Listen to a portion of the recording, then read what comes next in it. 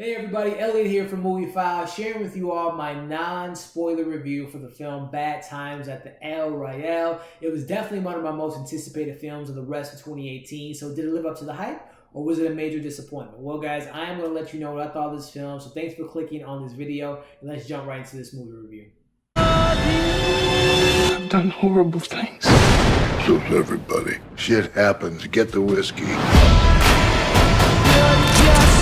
Alrighty guys, so if you're not too familiar about this movie, it was directed by Drew Goddard and has an amazing cast. I'm going to run through this cast real quick. We got Chris Hemsworth, Dakota Johnson, John Hamm, Jeff Bridges, Nick Offerman, Lucas Pullman, Casey Spaeny, and Cynthia Erivo. The cast is great, guys. I'm going to get more into that as far as what this review is going to be about. I'm going to touch a little bit on the story, the performances. Did I enjoy it? Did I not enjoy it? And then give you guys a score at the end of this video. So starting off with the story point, this, without giving too much away, I'm going to say if you haven't seen any trailers and you've seen some little teasers or posters about it, try to stay away from the trailers, because the trailers do give a lot of the movie that was not necessarily spoiled, but I kind of saw where certain things were headed based on the trailer. So it's definitely one of those movies where I'm not going to touch too much on the story, but as far as it keep me engaged, yes. There's a mystery aspect about this film.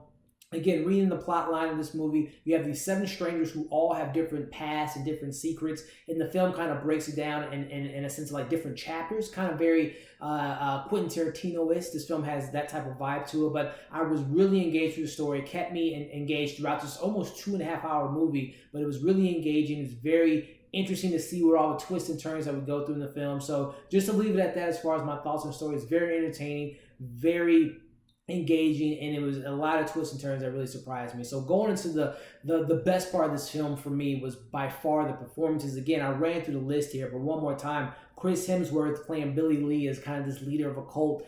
Great performance. I love where his career is going. He's doing these different performances where he's either doing comedy. We obviously know him from Thor. He's played some serious roles in Rush, and then something like this, something completely different. You never see him in this light, and I think he did a phenomenal job.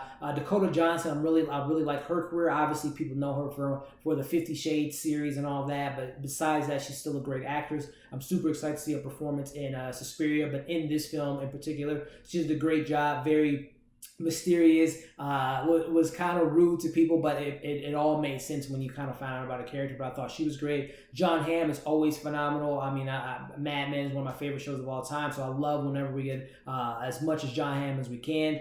Jeff Bridges as the priest in this film. I'm a fan of his work, from the dude on Big Lebowski to True Grit. I mean, the guy has such a phenomenal filmography, and this is another notch on his belt. He does a great job in this film, and really talk about complex characters being good or being bad. I mean, I love what Jeff Bridges brought to this role. Again, you had Nick Offerman, who I love from Parks and Rec. Louis Pullman, who I'm not too familiar with, but he was great as kind of the clerk of the maintenance person of the hotel. Very interesting background, really interesting stuff that's revealed about his character. Cailee Spaeny, who was in earlier this year Pacific Rim, I thought she was great as kind of this. I don't really give too much around her character, but she was really good in the movie. But by far, without a doubt, this movie hinges on one particular performance. They were all great, but Cynthia Erivo, who I've never seen, but I know she's going to be in Widows later this year, and she's been on TV, and she's been on stage, a stage performer.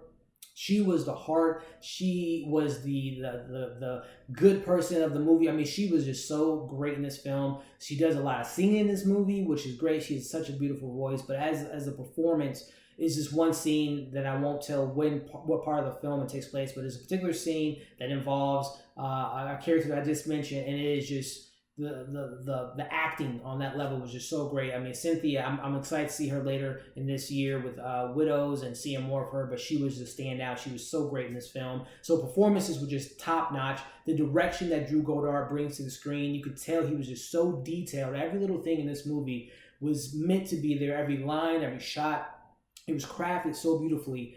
He is such a great writer. He's done things that you guys might have never known he was a part of. He has a lot of stuff in the works. I'm just a big fan of his work. His first directorial debut was Cabin in the Woods, which was a very interesting horror film. And then everything else he's put his hand in tends to be pretty gold. So this is another notch under his belt. I'm excited to see what he has coming out. Hopefully the X-Force movie. But Drew Goddard was did a great job directing this film. And then as far as just, other things, outside of the story, the performance, and the direction, this was just a very engaging movie. Again, this is almost 2.5 hours, but not once did I feel like I was, bored at certain scenes or thought things could have went a little bit differently. So all in all, it was a really good package of a film. But with that, it does have its negatives. Even though I just said that most of the film flows pretty well, this movie does have a slow burn. And looking at the advertisement, without giving too much away, it does go in a different direction than what I thought the film was going to head into. So really the first half an hour, 45 minutes is really kind of building the characters and building the tension, but at some points it felt a little lagging in certain points.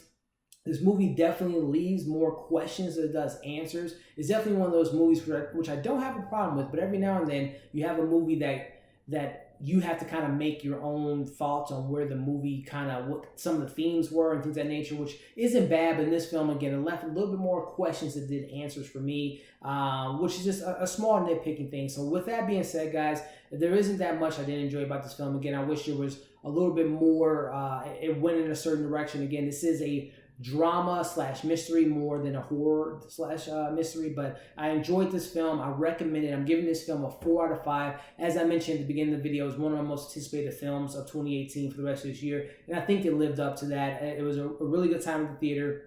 Definitely stay away from the trailers because the trailers do give away a lot from this film. But all in all, I had a good time with it. Great cast, great direction, really good story with a couple minor things that I didn't like. But again, 4 out of 5 for this film. Definitely check it out. Let me know in the comments once you guys have seen this film without giving too much away. Let me know what you thought of the movie. As always, like, share this video. Definitely keep an eye out for some other content that we have on our channel. And we'll see you guys on the next video.